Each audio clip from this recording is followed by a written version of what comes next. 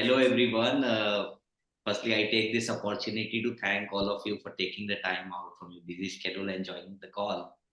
At AIF and PMS Experts India, we take immense pride in organizing these knowledge-based sessions, and we call it Ask the Expert Show. So, welcome to the brand new show of Ask the Expert, where we invite industry experts and we try and read their mind. The whole attempt is to understand what's happening in the particular segment or a particular asset class, and take the maximum advantage possible. So, therefore, we don't prefer to put up any presentations, slides, etc., etc. The idea is to read the mind of these experts. So it's a very special day because with me I have Mr. Amit and Sharad. Well, I had an opportunity to work with both of them in my previous assignment when I used to work for Motilal Oswal. Initially, I was part of the asset management business and then moved to private wealth.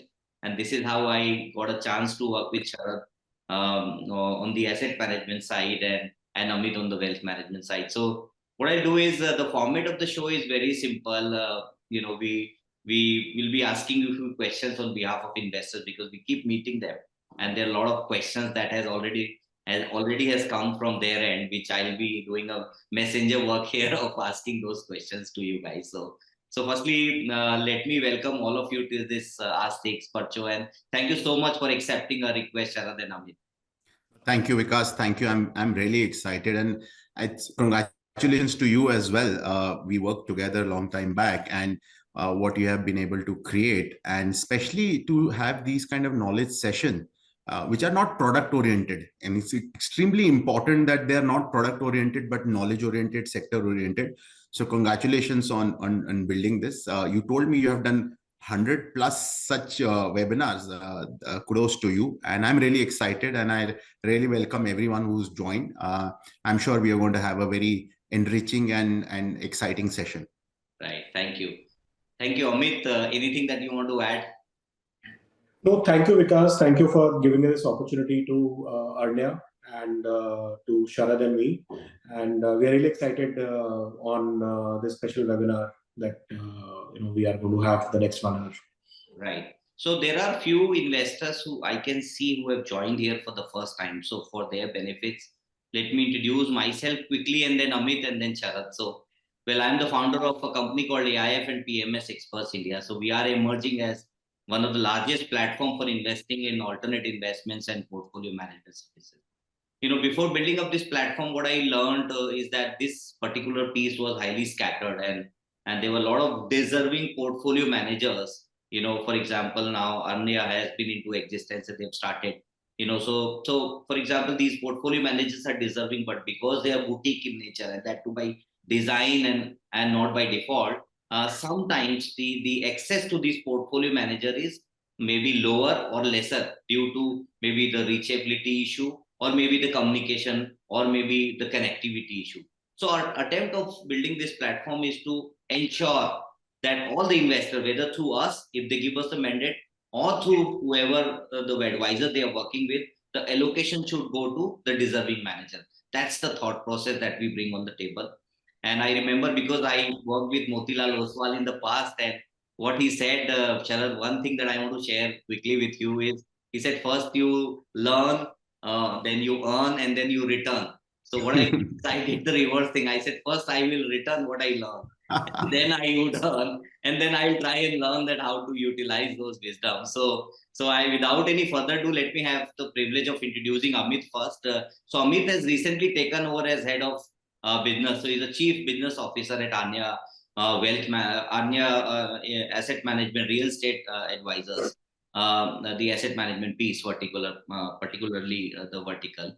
Amit brings about almost 18 years of rich experience, and having worked on the other side of the table, he was the instrumental in terms of managing some of the large family offices, both in Bombay and as well as Ahmedabad. I'm sure his experience would add a lot of value to this session, and we're going to read his mind. And on the other side, we have Sharad. Well, Sharad doesn't need any sort of introduction.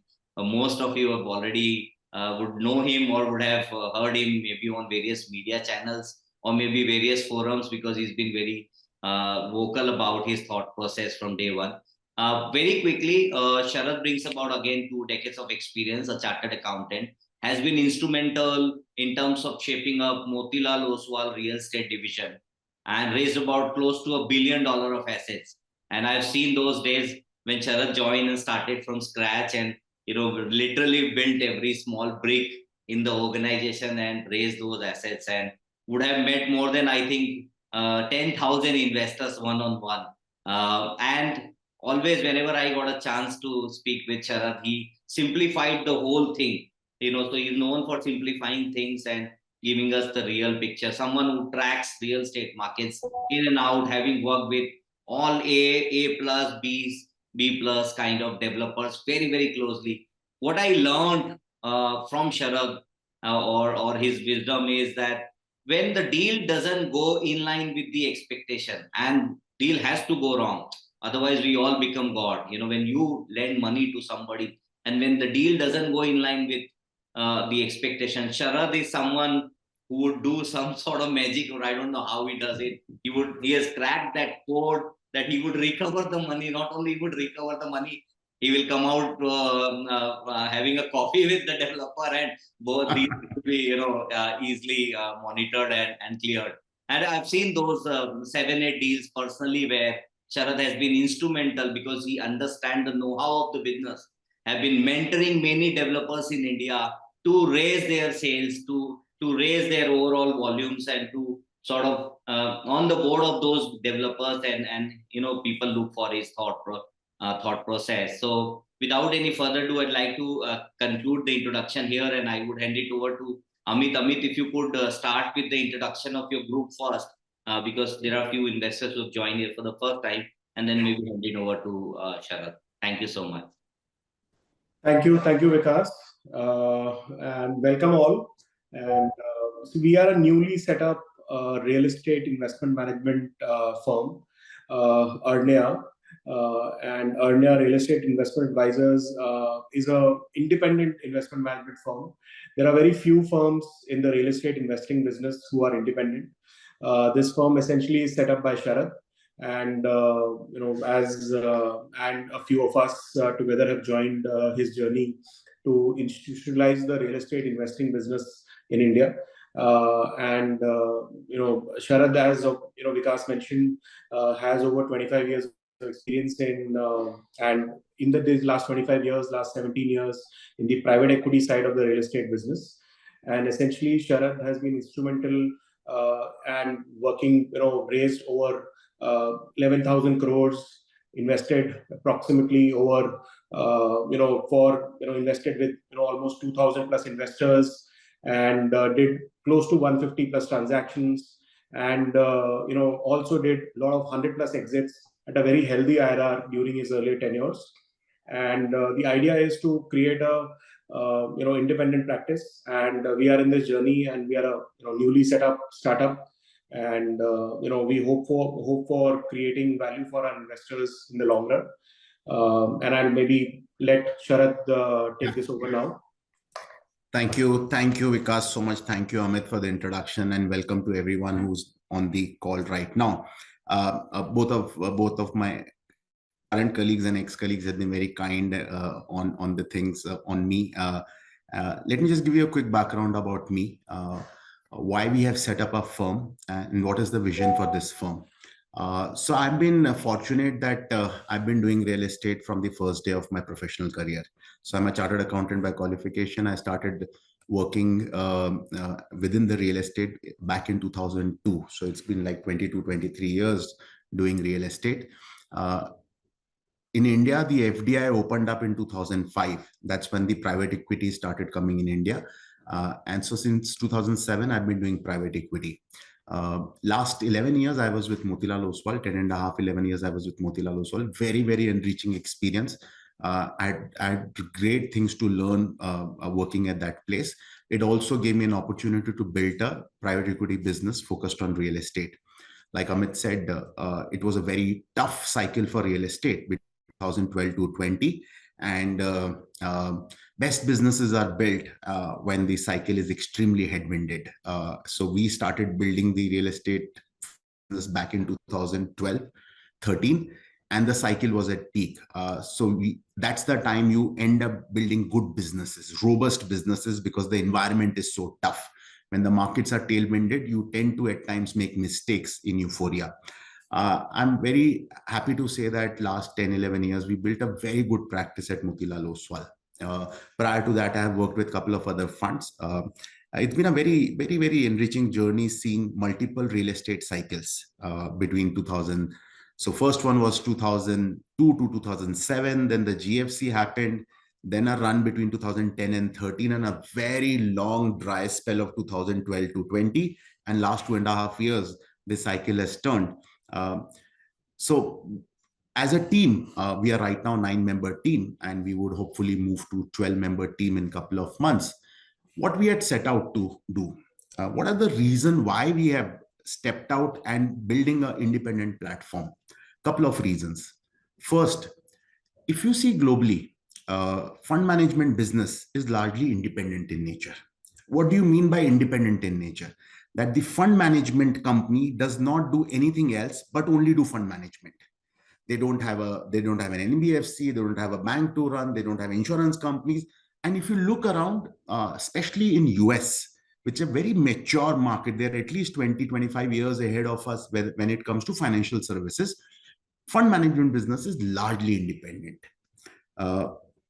This also coincides with the manager's ability of having done work over a period of 2 to 3 decades and performed and established himself as a credible money manager. Then he can probably has a right to go independent. What does independent brings? Independent for the investor brings alignment of interest, that the set of people to whom I'm giving my money to manage are going to be there forever. Because it's not a job for me. We have founded this firm where the management team is going to be the owner. So we are here for eternity. It's not that one person raises money, other deploy, and the third one exits. So continuity in this business is extremely important. So it works alignment of interest for the investor, alignment of interest for the team. In these kind of businesses, these are private equity businesses where there is a certain form of income which comes in carry, which only comes once we have delivered a certain return to the investors. Now, alignment of interest in the independent firm would be far greater than a captive fund. Because when there is a large organization which has seeded into a fund, a large part of the carry would get accrued to the firm because they are bringing a lot of things on the table. While in an independent firm, that gets opened up and the team is able to have a larger share. So alignment of interest is one thing. This is one key objective.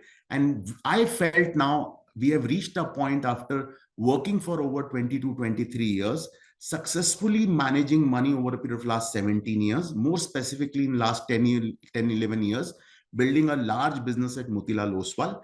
And we have wherewithal now to go independent, largely to raise capital. Of course, fund management business investing side is something that the team was already doing.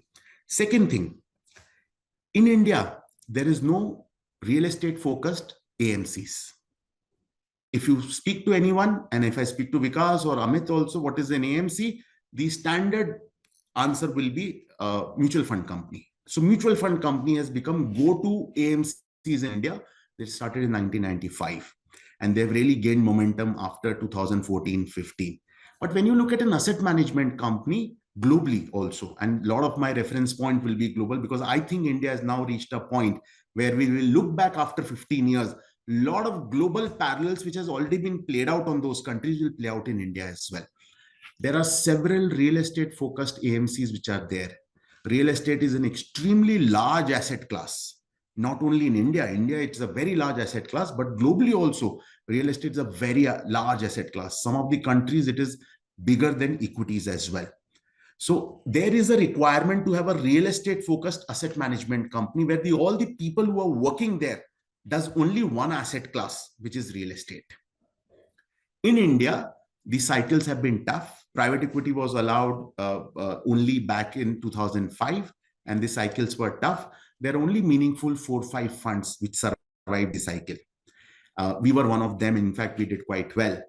That's why we have now have real estate focused AMCs. One of our key objective and that is something, a vision for us over a period of next 5 to 7 and 10 years, is to build a real estate focused AMCs, which is present across the asset classes. So which will be through a private equity. In fact, I believe just like the mutual fund had the rise and saw the rise of equities, REITs will see the rise of real estate through retail participation. In next hour and a half, we'll speak about REITs as well. So this is the second core objective that we have. Third, I believe that India is going to go on a next 15 years. India's macro looks extremely strong, and any kind of money management business would probably will do well. And I see a lot of scope in building up a real estate franchise from an investment purpose. These are some of the things that we are bringing on the table, and we started in November. We are happy to say that we have got all our licenses in India in the GIFT City. We have launched our first fund 3 weeks back, and hoping to have replicate and probably build a multi-asset real estate focused AMC. Okay, great. So Sharad, we'll start with questions. So my first question is, there are two school of thoughts emerging in India. One is, equity sahi hai, mutual fund sahi hai, and that is going on. And you see, mutual fund industry has become now 50 odd lakh crores, out of which your equity portion is about 20 odd lakh crores. On the other side, you have our Honorable Prime Minister saying that Sabka Saath, Sabka Vikas, and Sabka Niwas, where he's talking about constructing more than 4 crores of residents already been concluded by so far.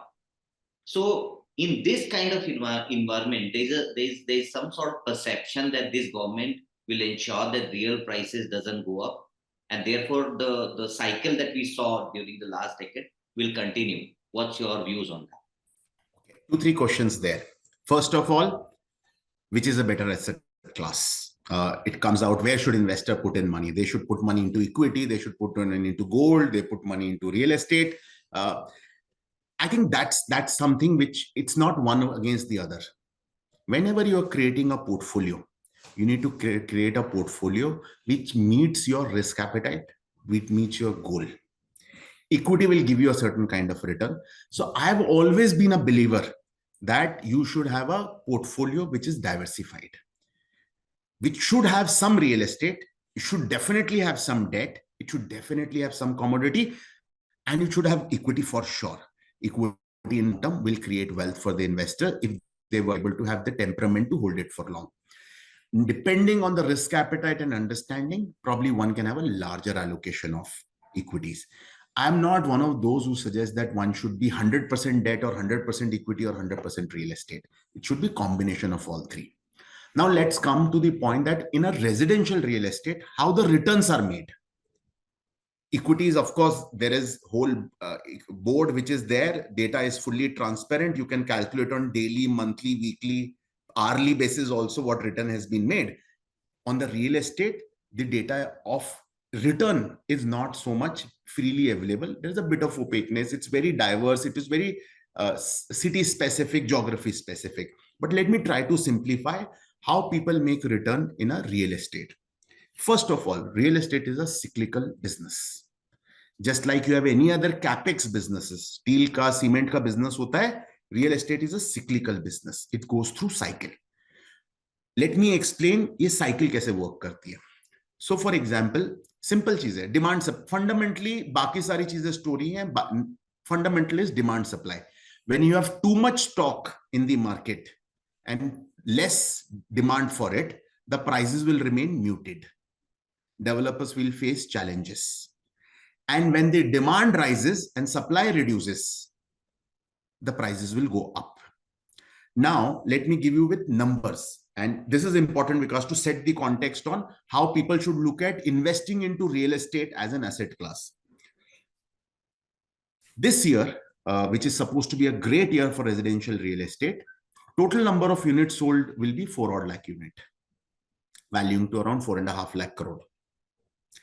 This number in March 2020 was close to 2.2 lakh crore. So it has doubled from March 2020. और आधे unit बिक रहे थे। 2 lakh unit बिक रहे थे, 2.25 लाख का price था, अब 4 लाख यूनिट, 4.5 लाख करोड़ का माल बिक रहा है। So it has grown at 30% plus in last 3 years, and that's why there is so much of noise around that real estate is doing really well. This number between 2012 and 20 was on an average 2 lakh. The sector was not going anywhere. It was stagnated at an average of 2 lakh. This number in 2011 was 4.5 lakh units. This is one data point that we have to look. The other data point that we have to look is demand supply, inventory overhang. कितने महीने का inventory is there to be sold if nothing new is launched? This number at the peak of the last real estate cycle in 2017-18 was around 50 months. If nothing is launched for almost 5 years, there is enough inventory to be sold. Inventory here means anything which has got RERA license approval, gadda khuda hai nahi khuda hai, but something which is from the stage it is started to completed. Now there was oversupply, then there was regulatory overhang, RERA आया, GST आया, IBC आया, ये सब चीजें एक साथ हो गई.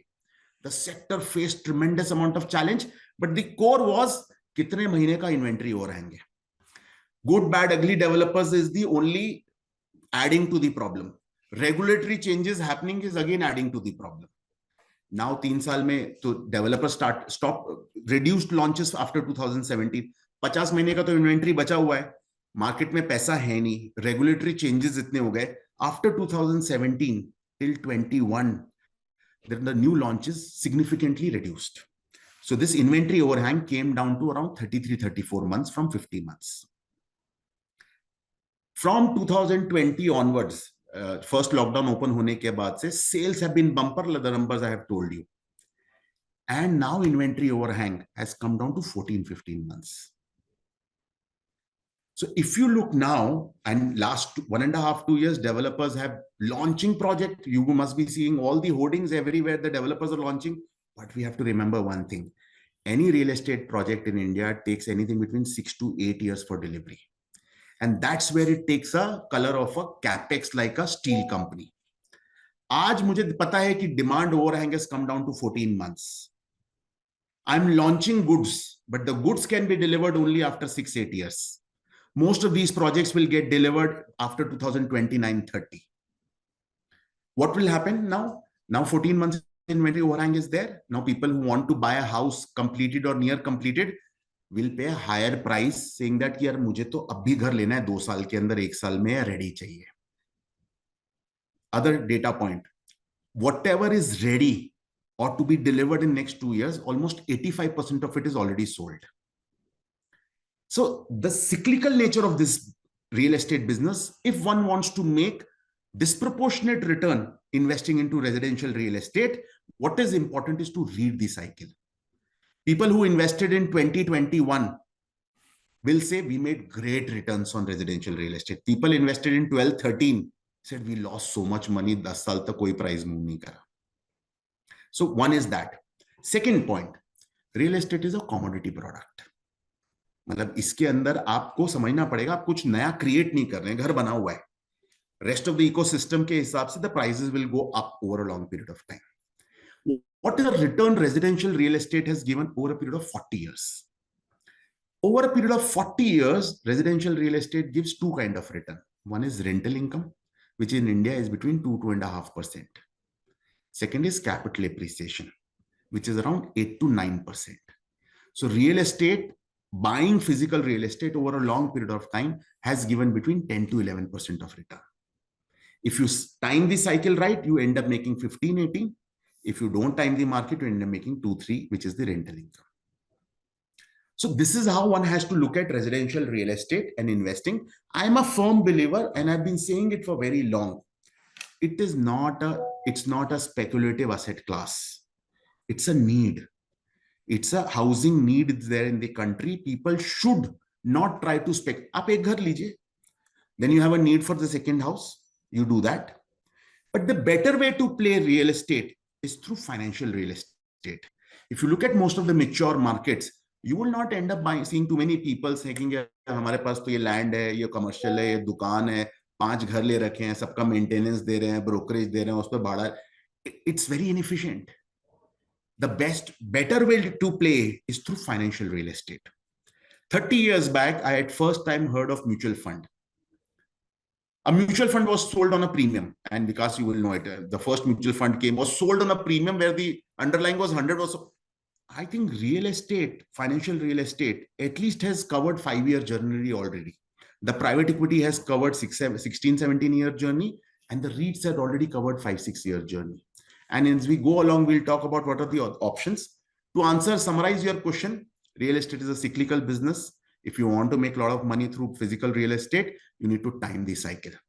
Return expectations has to be lower. Over a long period of time, it has given 8 to 10% return, comprising of rental income and capital appreciation. It's not a substitute for your equity portfolio unless until you have ability to get into land. So I think one has to, and last, diversified portfolio create kijiye. You never know when the party will last. A party can stop any point of time. I'm referring to equities. So better to hedge in some debt and कुछ तो hedge करो, सब कुछ ही लगा दोगे equity के अंदर. या फिर patient, have a stomach to sit through, have a balance sheet to sit through the whole cycle. अगर वो 30% नीचे दिखाता है तो like Ramdev used to say कि बैठो. So then you should have that ability. Yeah. No, thank you for sharing your thoughts. So the other question is within the framework, regulatory framework, under alternate investment funds, you have to, within category 2, you have 2 different options, and people keep asking these questions, and I would be happy if you can add some points there. You have performing credit within cat 2, and then you have real estate. Mota moti in terms of returns, they are at the same levels, 2-3% here and there, depends on fund manager to fund manager. Now, what are your thoughts on that? Why real estate makes more promising approach? See, I can talk about real estate, but I'll tell you what is the market like. There is a space for everyone. As a country, we have, as we grow at the rate we wanted to grow and the size that we have become, we would require all kind of sources of capital in the credit. Banks alone will not be able to do it because there are regulatory challenges also there with banks. Let me put into the context of what is the real estate opportunity, and then I'll compare it to the private credit and how it is different. Total in real estate, money is required in 2 stages. When you do a real estate project, you require money in 2 stages. Stage 1 is for the purpose of buying land, priming up the site, getting approvals, site office, and bit of a marketing. Stage 2 is for the purpose of construction of the project. In city like Bombay, 60 to 65% of the project cost is spent in stage 1. Other cities, it is between 22 to 30%. Now, developer has largely 4 sources of raising money in stage 1 for his real estate project. सारे तो खुद के पैसे से कर नहीं सकता है, otherwise तो business कैसे बनेगा? It's like telling somebody कि आप you are setting up a steel plant या सीमेंट प्लांट, आप सारे अपना इक्विटी लगा के करो तो पॉसिबल नहीं है. आपको वर्किंग कैपिटल भी चाहिए, आपको बैंक का टर्म लोन भी चाहिए.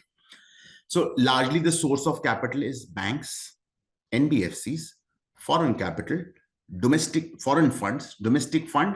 और पहले before all this thing there used to be hundi, local borrowing, and before RERA came in there used to be bulk cash down sales, bulk sale.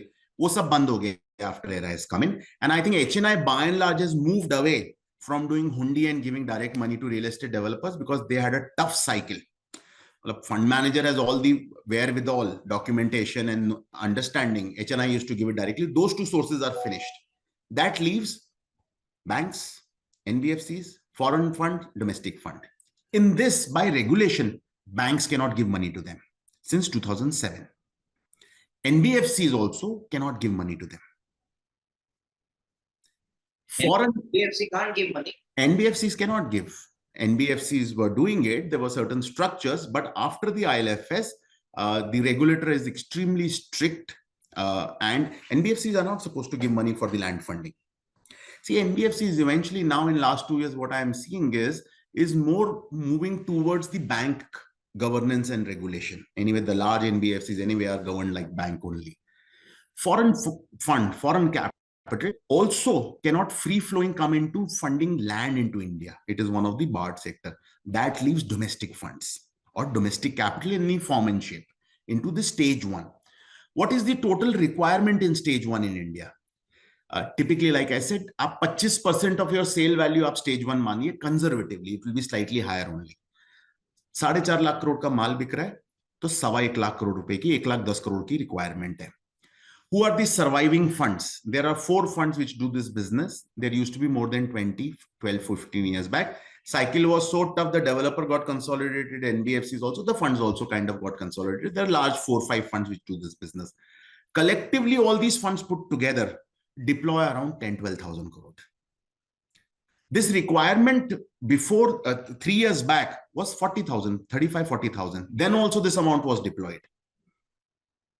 Now the demand has moved up because the markets are improving and they're likely to grow, not at 30%, but in my mind, 15%. So there is a mismatch of capital. There is a regulatory arbitrage in which the banks and NBFCs cannot come till a certain stage, and the domestic capital is tiny. आप मुझे बोल रहे थे विकास, and I think over a period of next 10-15 years, I think there'll be rise of alternates, and you probably have started at this right time. Collectively, by all real estate funds put together, साल में 5,000 crore रुपए raise होते होंगे.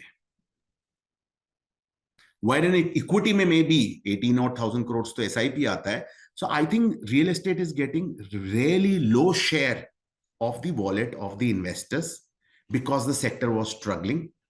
So I think there is a case to look at real estate funds from the regulatory arbitrage which is there plus demand supply which is there. One can make risk adjusted higher return.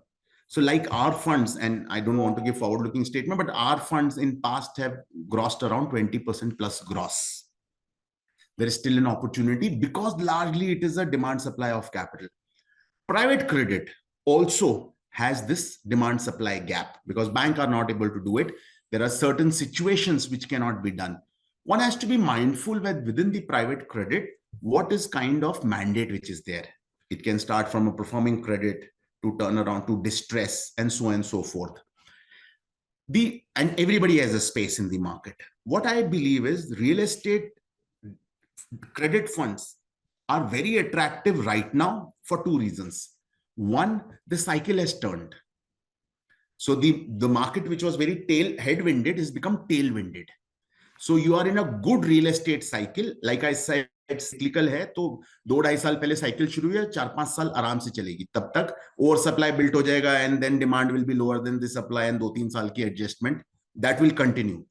So if we're in a good cycle, if we are able to do 18 to 20% gross because of there is a business opportunity because of an arbitrage. So it is not, you're not giving money to any distressed guy. You're giving it to guy who's absolutely good, who requires growth capital. Second thing, which is unique to real estate credit fund, is that the collateral. Collateral is hard collateral. आपके पास asset है, जिसपे English mortgage है, pledge of the shares हैं, you have hypothecation of cash flows. In private credit, there could be situations where there will be more of a hypothecation of future cash flows. Hard asset eventually in credit, whenever you are doing credit, I look at 2 things very importantly. One is collateral. Second is regular cash flow. अगर credit दे रहे हैं, debt दे रहे हैं, तो मेरे पास ब्याज आना चाहिए. Interest should come regularly to me. So I think there is some, but I would still say there is space for everyone. There are significantly more number of players in private credit as compared to real estate credit. Sure. Now, Sharad, you have you talked about these numbers and the cycle has turned, and it's a good time. In your previous avatar, maybe at Motilal or maybe with ASK, you have done both hybrid structure and you've done pure debt. Now, what's your experience? If you can throw some more lights on that, number one. Yeah. And from an investor point of view, what makes more sense? The additional kicker or going with the fixed income, pure debt? I think because we used to structure it. So what happens is, by and large, the transactions were fixed in nature. But when you are looking to make 20% plus, you have to cut the cash flow over a period of time, like 10% regular coupon, balance as redemption premium. So they used to be by and large fixed in nature. So they were debt. but the cash flow was split between the timeline, because you are coming early into the project, you need to give time to the project. Those are also the period in which the markets were struggling. So you don't want to create structure where you yourself get trapped. अब पैसा दिया किसी को, बोला अगले quarter से 22% का interest पे करना शुरू कर, प्रोजेक्ट में अप्रूवल आएगा, 9 महीने लगेगा, फिर सेल होएगा. So you used to create two structures which is matching to the project cash flow. Idea is not to make the project bankrupt. Idea is not the developer becomes defaulter. Idea is that the project should get best possible capital structure. So by and large debt है. इसमें कोई hybrid वगैरह का कोई space नहीं है. Market में या तो डेट होगा या इक्विटी होगा. हाइब्रिड करने में, so basically you do pure debt, like our current fund that we have launched is a pure debt fund. Whatever return is there is fixed in. The cash flow is split between regular coupon and redemption premium. We would also working at some point of time will bring a equity fund where an investor who thinks कि यार market में upside है, rather than making a debt return, I would like to have an upside. That'll be deal. So I think the investor should clearly look at कि यार मेरा debt का allocation I'll put it into through real estate debt में इतना पैसा, and equity allocation में से into real estate equity that much allocation. We will keep it very clear that the mandate is clear, so the investor knows that what is the purpose for which he is giving us money. Okay, I can see one of our investors has joined. She's writing to me that she's a first time investor here. So Sharad, maybe आप अगर इसको layman language में थोड़ा सा simplify कर दे कि आप funds collect क्या करते, कैसे मैनेज करते हैं, क्या रिटर्न एक्सपेक्टेशन होती है, एंड कितने समय देना पड़ता है. Over to you. या मैं थोड़ा और सिंप्लीफाई करके, जो the way Vikas said the first time investor, when you invest into any kind of product, you need to first see whether it is a SEBI regulated product or not, because that's our regulator which looks at all kind of financial investments. There are multiple asset classes and there are multiple vehicles.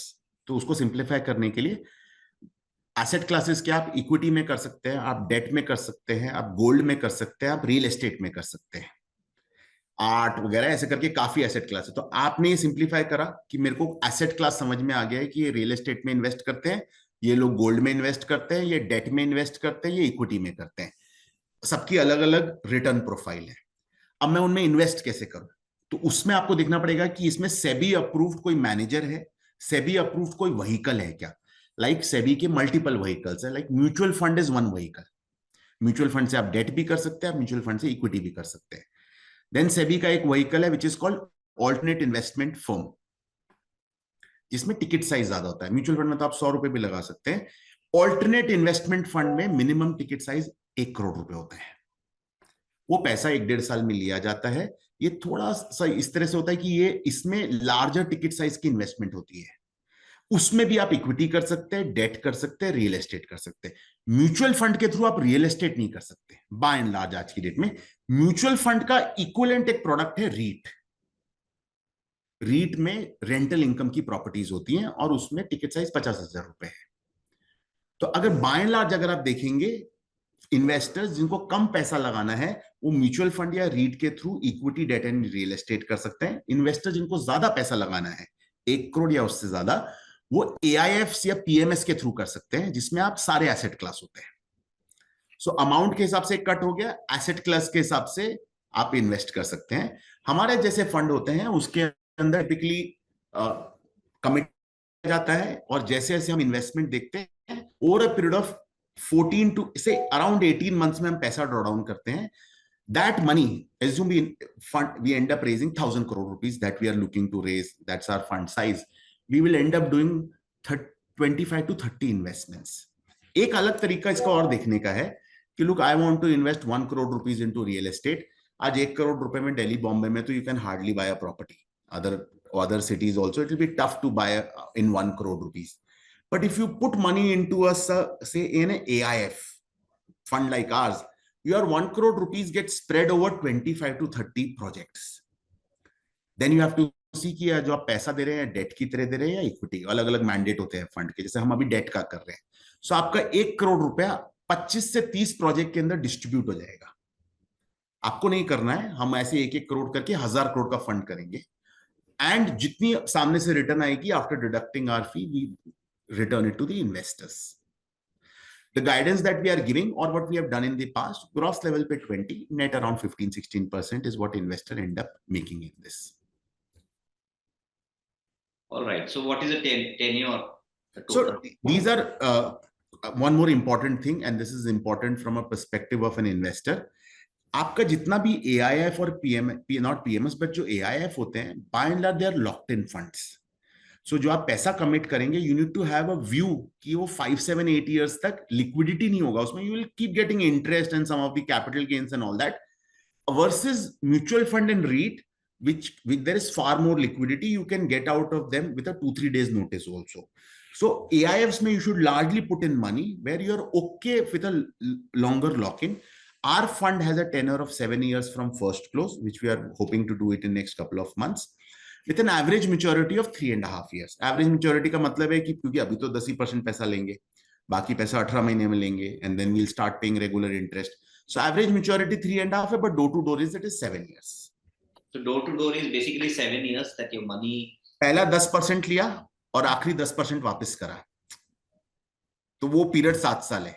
But investors will start getting money after 3 years, right? No. Interest money starts coming in after a period of 1 year. Okay. So 1 year is basically time that you like to keep it as depending, because we're coming in early first investment, we have to give the project that much time that it starts. So again, one of the things that I said, you create structures which enables the project rather than disables the project. Understood. And then after 3 years, or the 4 years after the complete drawdown, after 3 years, पहले 18 महीना drawdown करा. From say 6 to 12 months from each drawdown, the interest starts coming from those investments, and then those investment remain live for 2.5 years. थोड़ा reinvest करते हैं जो पैसा जल्दी आ जाता है, and last का 2 साल यही capital वापस करते हैं. Interest बीच में whatever income is coming that we keep returning to the investors. तो समझिए पहला 2 साल drawdown करा, last का 2 साल वापस करा, बीच का 2 साल में पूरा पैसा लगा रहता है. The fund is actually हमने इसमें additional 1.5 years built करा है, because SEBI has got some new regulation, which is in the interest of the investor, saying that the fund life cannot be extended in any situation, by and large. So we just don't want to get trapped in the end, because we will do 25, we will do a lot of investments, 25, 30. So we have kept 1 year extra. Typically, this will be a 6-year possibly, but we'll keep 1 extra year because of newer regulations which have come. Okay, sure. Now, can you talk to us about the taxation? How does the taxation work here? I'm not saying that you give us the complete exact details. There's one disclaimer here. Whatever taxation that we are talking about is for overall category and not for particular. Yeah. So we are doing this under AIF category 2, unlike public market or equity funds, which are largely in category 3. This is category 2. Category 2 is a pass-through. In this, whatever income that comes from our investments, which will be largely in 2 forms, interest and capital gain, we deduct 10% TDS and we return the balance money to the investor. This TDS, he gets the benefit credit for that, and depending on their from which what kind of assessee they are, whether they are individual, LLP or company, the taxation will be applicable to them. For example, if somebody is invested through a company, the money received as an interest income in the company will get taxed at 25%, 22% plus surcharge. LLP, it will be 35%. And in an individual, depending on what category of, and I'm assuming somebody who's committing 1 crore will be at the maximum marginal rate, which will be between, say, 37 to 40%. Capital gain, if it is long-term, it is 20% plus surcharge. If it is long-term listed debentures also, then it is 10% plus surcharge, which is 11, and 20, 23, 20, 24 in unlisted debenture. Listed debenture is 11% in long-term. Sure. And if you do the same thing under the PMS platform, does it change, Sharad? See, PMS is not the right vehicle for this, because now PMS has a regulation that it has to be predominantly listed. What we have understood from SEBI regulations, that AIF is a better vehicle to do it from regulation, governance, or we have to do high value PMS, which is minimum investment size becomes 10 crores, which is a very large amount. So I think AIF is a better vehicle. A lot of people do it under PMS also, but PMS you have to predominantly do listed NCDs. So those who are doing maybe perhaps need to revisit their thoughts and cross-check with regulator. Anyways, coming back to this particular structure. So we've talked about the structure, we talked about the taxation aspect, we talked about the overall expectation. Now there are three different different lobbies, I would say. So one is like within the real estate, 13-14% kind of lobby. Then you have something like 18-20, and then you have someone like 22 to 24% also within the fixed income that I'm talking about. Can you throw some more lights on the kind of risk which is being involved here? And do you think it is sustainable, the third bracket? See, I think when you look at real estate funds, there are largely, I would say, from a category perspective, only one category. So it could be between 16 to 18. 13 to 14 is very difficult and unlikely. I don't see any of the real estate funds operating in that segment. That's more of an NBFC segment. It'll be 16 to 18 or 18 to 20. Anything above than that, you are now then getting into a zone which will be very highly risky, I would say. I would say, given the way the market is, it will sit between 16 to 20 as a category. And there are a handful of funds. There are 3, 4, 5 funds in India which do this business. All of them operate in this 18 to 20 largely, is my view. I don't think so. There are other options in the real estate fund. Of course, in the private credit, you have multiple categories from 13, 14 going up to 16, 18 and 20% plus as well. But real estate does not have so many categories, real estate credit. And Sharad, what's happening with developers now? Do you see this industry becoming more organized and more structured?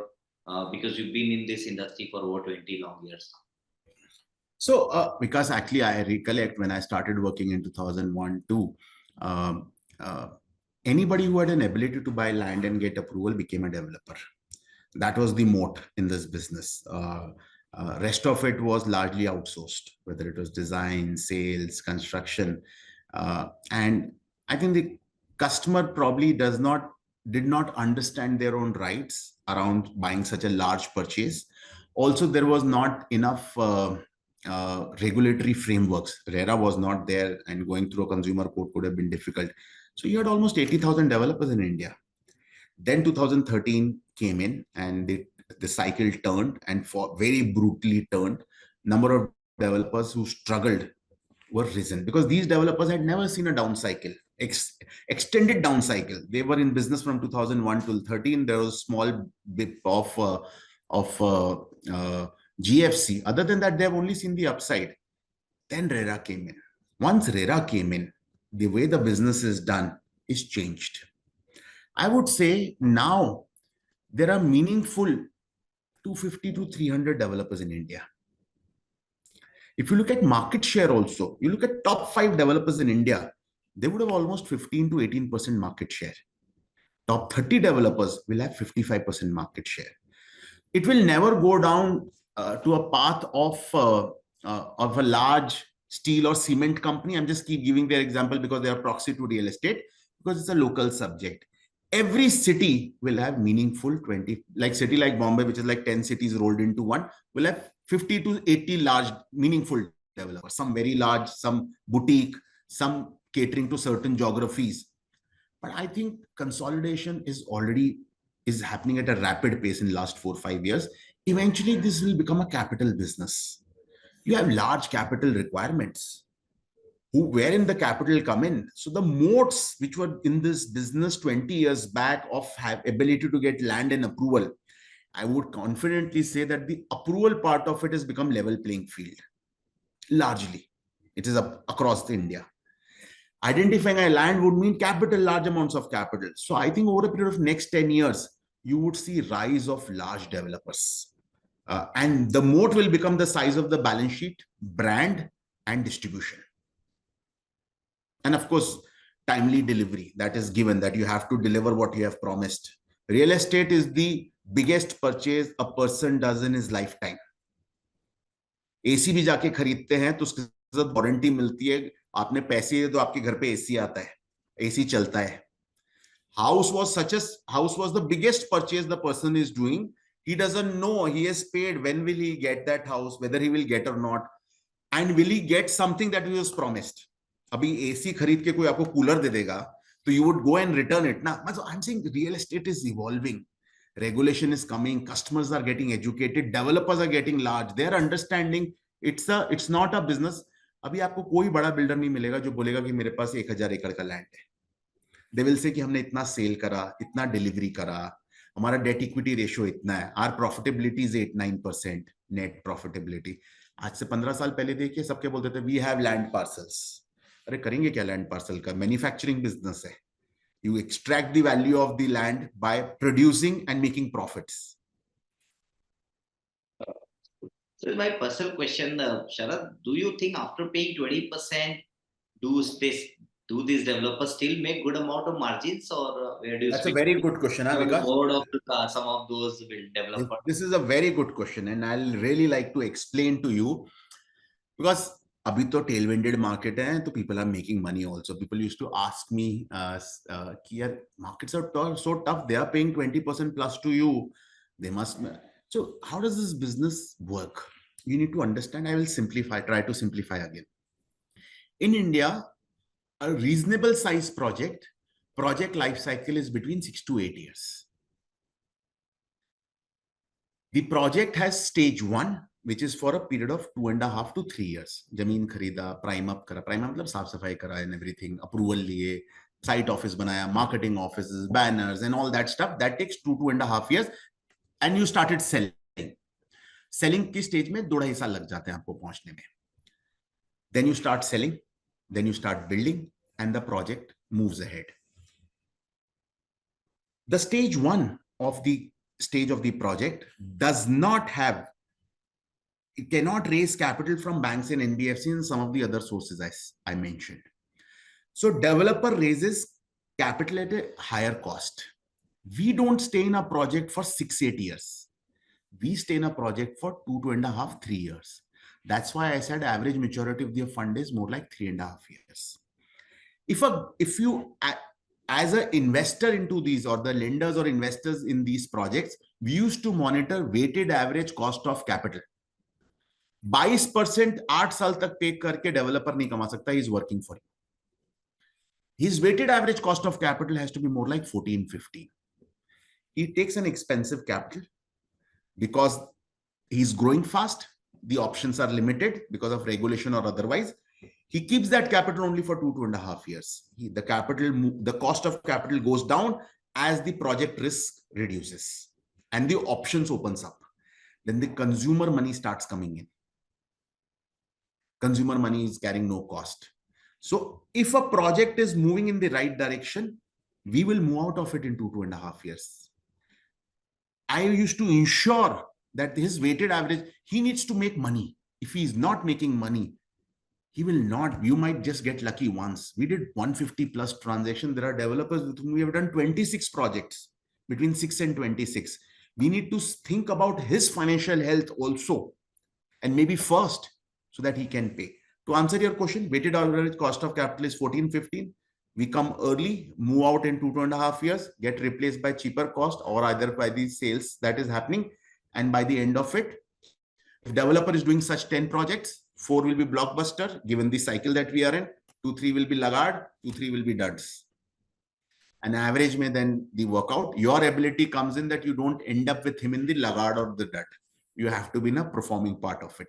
So builder end pay, it's not that he end up making 40%, 50% margin IRRs, because thoda mix and match karke, he will be around 27 to 30.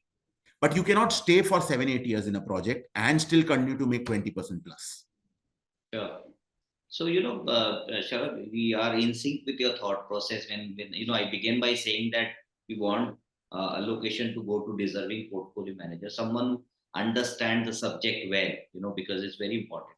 And there is this perception amongst the investor community as a whole that if you are already doing your NBFC work, involved in doing a lending business, then only you can run this fund very well or effectively or efficiently. So that's the perception number one. And second, I want to read your mind quickly that there was some concern shown by a regulator that these NBFCs were taking the additional license of the AIFs and moving some of the non-performing assets there. So can you talk about those saga? Maybe these two questions put together, if you can take it together. Okay. So first and foremost, um,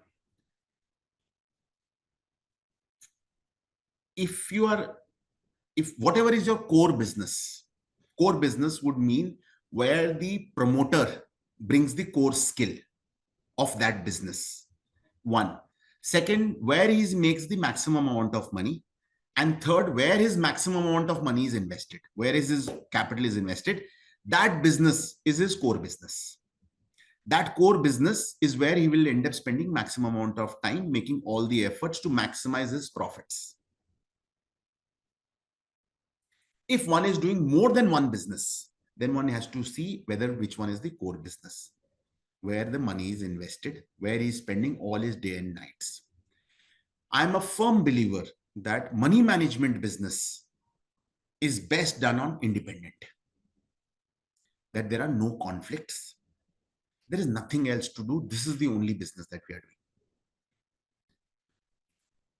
Conflict is an extremely important consideration before the investor should put in money.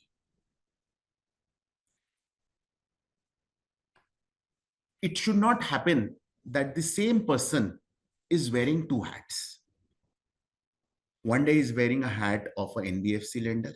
The other day he's wearing a hat of a fund lender. NBFC money could be their own money on their balance sheet, their own leverage on that balance sheet. Fund money is a third party money. I think, and if you pick up last 15 years, people have told me all kind of things that in real estate, you need to have very large credible names, or as a large sponsor, then only you can get your money back. Or you need to have right kind of connections, ability to pull these strings, then only you can get your money back. Or you need to have ability of construction and development, then only you can back. Last 15 years, and I have learned it, and thanks to Motilal Oswal group also, if you do fundamental right, all these three theses have been proven wrong. Largest of the names with large balance sheets and corporates, to large influencers, people who can pull a lot of strings, and large development. It boils down to doing fundamental right and whether it's a core business or not. Yeah, my last two questions before we conclude. If you allow us, it's great insights that we are getting from you, Sharad. So my second last question is, where do you see now, what are the concerns? So one, you talked about the cycle going in the right direction. Where does the risk come from now? See, when you are looking to create a 20% kind of a return, there is always a risk in that. Risk should be seen, return should be seen risk adjusted. Absolute कभी नहीं देखने का है. मतलब अगर equities में भी people are making a lot of money in last 3 years, it's not risk free. And debt में 8% also is not risk. So I think when you are creating this return, but what happens is if you catch the cycle right, like we are saying, India's macro look good. Next 10 years will do well for India. This is the decade in which India's GDP will become 3 times. This decade has not come in last 250 years. It's unlikely to come in next 100 years. मतलब India का decade है, $2.2 trillion पे start करा है 2020, likely to finish at $6.5 trillion. So I think when we are in a good cycle, the risk reduces, and real estate more specifically, because cyclical business risks are lower, but risk is always there. Your approvals can get delayed, your developers can not perform, your sales might not happen, you might go wrong on various assumptions. There could be a lot of things that can happen. How do you reduce some of these things? By creating a portfolio. One of the things that we practiced and that worked very well for us, say assume we raise 1,000 crore with some bit of reinvestment, say invest 1,400 crores. We would do 30 investments in that. and not 10 and not 5. As soon as when you're doing a debt, it has to be diversified. Equity has to be probably concentrated to make disproportionate return. We don't have an upside. Our return is fixed. So diversify. Not only number of investments, also over a period of time with number of developers and number of cities. So diversification is one tool. But I would say when I look at risk, and risk, the whole game is of risk management. I would say we are in a good cycle. Risks are significantly lesser than the cycle in which we did this 150 transactions. But of course, investment level risks are always there. Choose your manager wisely. Do asset allocation wisely. Sure. Is there any question? Anybody has any question? Okay, the first question is, what is the structure of AIF of Sharad? Can this fund take foreign money? Yeah. Take foreign money. You talked about your listing in gifts. Yes. So I think government has done a lot of work by creating an enabling environment and structure in Gift City. So we have licenses in India, which is AIF category 2. We have a license in Gift City. Gift City is a pooling vehicle where money can be raised outside India. In fact, it's extremely attractive actually from a taxation perspective. The way the whole tax thing is worked out in Gift City. So money invested in Gift City, which we will raise outside India, it does not have GST because it's considered foreign land. There is no GST in that. On the income of the investors coming as interest income has a 10% taxation and capital gain is exempted. And third, on the incomes of the manager, which is the fund manager, there is a 10-year tax holiday given. And ours is a kind of a dollar denominated fund. So we have a vehicle ready. In fact, we'll be raising capital from outside India also for it. So you had to set up your company out there? Yes. You can either have a subsidiary or a branch, and then you have to take licenses there. Just like you have a SEBI here, you have a equivalent regulator there called IFSC.